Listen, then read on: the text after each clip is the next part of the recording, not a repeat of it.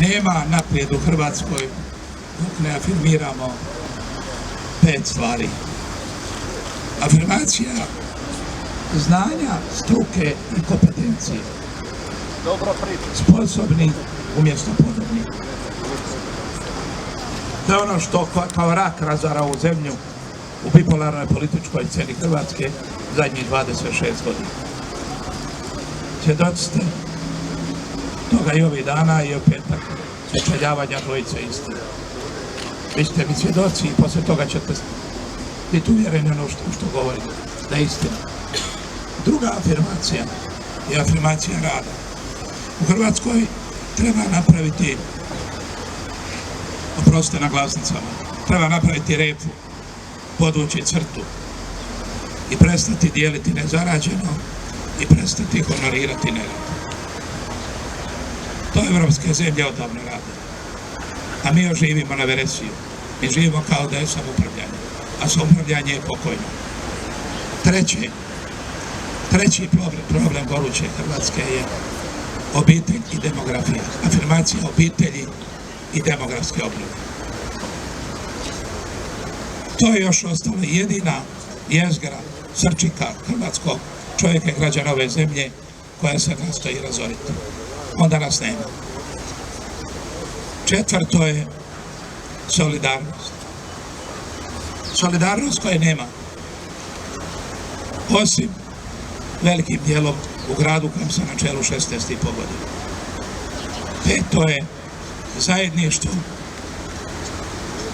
koje Hrvatskoj treba kao ozeblom sunca.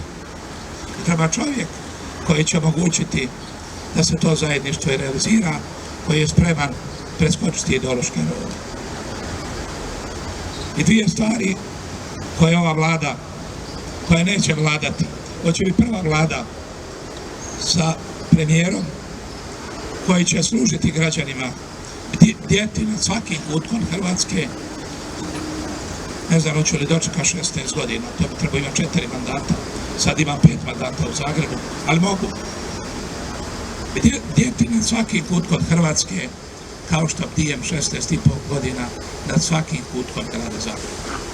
16 sati dnevno, 365 dana. Znači, slušati građane Republike Hrvatske, okupiti na bazi iskustva i znanja kojega imam, stručne i kompetentne ljude, ekipu.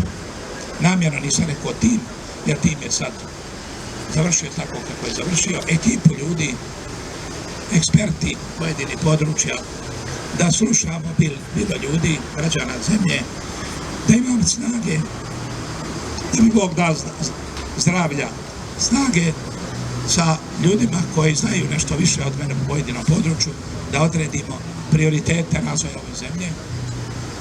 I treće, ono što je zadaća premijera, da bude odlučan da to provede.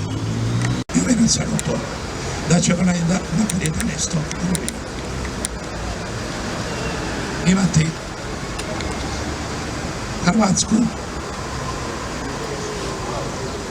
kao i grad Zagreb. Imat ćemo preduvjete da od Hrvatske napravimo Hrvatsku po mjeri svakog čovjeka, evropsku Hrvatsku, kao što smo Zagreb zadnjih 16,5 godina napravili po mjeri svakog njegovog sugrađanina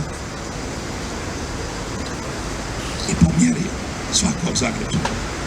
I na koncu, najvažnije od svega, od ovoga što sam rekao je, da u Hrvatskoj ima mjesta za sve ljude. Da nije niko višak. Da je Drugi svjetski rat završio i da od Hrvatske napravimo